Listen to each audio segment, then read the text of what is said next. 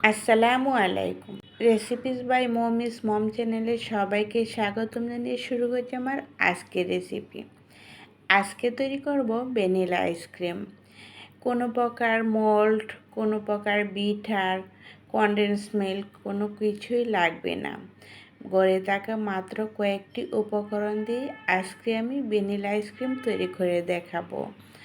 আর এই আইসক্রিম তৈরি করলে দেখবেন বরফও জমবে না, খেতে কিন্তু অনেক বেশি মজার হবে। চলে যাচ্ছে মূল উপকরণে। চুলায় একটি প্যান বসিয়ে দিয়েছি আমি এখানে 1/2 লিটার দুধ। আর আমি এখানে প্যাকেট দুধ নিয়েছি। বাজারে যে কিনতে দুধটা পাওয়া যায় আমি ওই লিকুইড প্যাকেট দুধটাই নিয়েছি। মিষ্টির জন্য দিয়েছি 1/2 কাপ চিনি। এই 1/2 কাপ চিনিটাই খুব সুন্দর একটা মিষ্টি হবে। আপনারা চাইলে মিষ্টির পরিমাণটা আরও একটু কমিয়ে দিতে পারেন, 1/3 কাপ করে দিতে পারেন। এখন চুলার আঁচটা মিডিয়ামে রেখে দুধটা একটু জাল করে নেব। যেহেতু এই লিকুইড দুধটা অনেক বেশি ঘন, সেই জন্য এখানে দুধটা অনেক বেশি সময় ধরে জাল করে নিতে হবে না, কিছু সময় ধরে জাল করতে হবে। যেহেতু চিনিটা গলে যাবে, দুধটা অনেকটা পাতলা হয়ে যাবে, তাই আমি 2 থেকে 3 মিনিট একটু দুধটা জাল করে নেব। আর অনবরত নাড়াচাড়া করতে হবে, না হলে দেখবেন নিচ দিয়ে দুধের সরটা বসে যায়।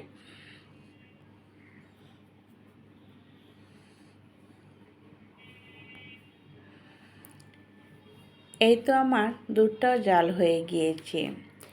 এখন একটা বাটিতে নিয়েছি 3 টেবিল চামচ কর্নফ্লাওয়ার। যদি আপনারা 1/2 লিটার দুধ নেন তাহলে অবশ্যই 3 টেবিল চামচ কর্নফ্লাওয়ার নেবেন। একদম মেপে মেপে 3 টেবিল চামচ কর্নফ্লাওয়ার নিতে হবে। এর চেয়ে বেশি কিন্তু নেওয়া যাবে না, তাহলে দুধটা দেখবেন রান্না করার পর একদম তকতকে হয়ে যাবে। এখন যে কাজটা করতে হবে, অল্প একটু পানির সাথে কর্নফ্লাওয়ারটা ভালো করে মিশিয়ে নিতে হবে। আর পানিটা হতে হবে ঠান্ডা পানি। একদম নর্মাল পানির সাথে কর্নফ্লাওয়ারটা মিশিয়ে তারপর দুধের সাথে এভাবে আলতোভাবে ঢেলে নিতে হবে। আর অনবরত নাড়াচাড়া করতে হবে যাতে নিচ দিয়ে বসে না যায়। আপনি নাড়াচাড়া করতে করতেই দেখবেন এই লিকুইডটা অনেকটাই ঘন হয়ে যাবে। এখন কিন্তু খুব বেশি একটা সময় নিয়ে জাল করা লাগবে না, 1 থেকে 1.5 মিনিট একটু জাল করে নিলেই হয়ে যাবে। আর দেখেন দুধের ঘনত্বটা কেমন হয়েছে। ঠিক এরকম ঘনত্ব হয়ে গেলেই কিন্তু চুলা থেকে দুধটা নামিয়ে নিতে হবে, মানে এই লিকুইডটা নামিয়ে নিতে হবে। এখন আমি এই লিকুইডটা চুলা থেকে নামিয়ে নিয়েছি। আর অনবরত নাড়াচাড়া করে আমি ফ্যানের বাতাসে লিকুইডটা ঠান্ডা করে নিয়েছি। এখন যে কাজটা করতে হবে, এই লিকুইডটা ঠান্ডা করে তারপরে একটা বাটিতে নিয়ে ডিপ ফ্রিজে রেখে দিতে হবে প্রায় আধা ঘন্টার জন্য। ফিরে এলাম আধা ঘন্টা পর, মানে 30 মিনিট পর। 30 মিনিট পর একটা হুইক্সের সাহায্যে আমি খুব ভালো করে এই লিকুইডটা ফেটিয়ে নেব, মানে বিট করে নেব। যেহেতু আমি এখানে ইলেকট্রিক বিটার ইউজ করব না, সেই জন্য হুইক্সের সাহায্যেই এই কাজটা করতে হবে। আর খুব ভালো করে ফেটিয়ে নিতে হবে। আপনারা চাইলে ইলেকট্রিক বিটার দিয়েও করে নিতে পারেন। আমি যেহেতু আজকে ইলেকট্রিক বিটার চারা কীভাবে তৈরি করতে হয় সেই প্রসেসটা দেখাবো, তাই আজকে আমি হুইক্সের সাহায্যেই করে নিয়েছি। আর এই লিকুইডটা যখন ভালো করে বিট করা হয়ে যাবে, কিছুটা ক্রিমি হয়ে যাবে, তখনই এখানে দিয়ে দিয়েছি আমি এখানে 1/2 কাপ হুইপ ক্রিম। আর এই আইসক্রিমটা যেহেতু ভ্যানিলা ফ্লেভারের তৈরি করব, সেই জন্য এখানে কিছুটা ভ্যানিলা এসেন্স দিয়েছি। আর এই লিকুইডটা আমি খুব ভালো করে 5 থেকে 6 মিনিট সাহায্যে এভাবে ফেটিয়ে নিয়েছি। আপনারা চাইলে এই কাজটা ইলেকট্রিক বিটার অথবা ব্লেন্ডারে বিট করেও নিতে পারেন। আমি খুব ভালো করে হুইক্সের সাহায্যে ফেটিয়ে নিয়েছি। আর দেখেন কতটা ফুমি হয়ে গিয়েছে। এখন আমি যে কাজটা করব, 3টা বাটিতে 3টা কালার নিয়েছি। একটাতে রেখেছি সাদা, আর একটা বাটিতে নিয়েছি কিছুটা ক্রিমের সাথে দিয়েছি রেড কালার আর সাদা মিলে হয়ে যাবে গোলাপি কালার। আর একটা বাটিতে দিয়েছি অল্প একটু অরেঞ্জ কালার। এভাবে আমি আজকে আইসক্রিমের কালারটা বানিয়ে নিয়েছি। একটা বাটিতে এভাবে আইসক্রিমের ব্যাটারটা আমি ঢেলে নিয়েছি। আর এখন যে কাজটা করতে হবে, একটা বাটার পেপার অথবা যে কোনো একটা ফ্রেশ কাগজ নিতে হবে। কাগজটা এমনভাবে আইসক্রিমের ব্যাটারের উপরে দিতে হবে যাতে আইসক্রিমের ব্যাটারের সাথে লেগে থাকে। ঠিক এইভাবেই দিতে হবে, আমি যেভাবে দেখাচ্ছি। এভাবে দিলে দেখবেন আপনার আইসক্রিমটা বরফ হবে না, আর আইসক্রিমটাও খুব সুন্দর হবে, আর আইসক্রিমটাও খুব দ্রুত শক্ত হবে। অনেক সময় দেখবেন ফ্রিজে রেখে দিলেও কিন্তু আইসক্রিম শক্ত হতে চায় না।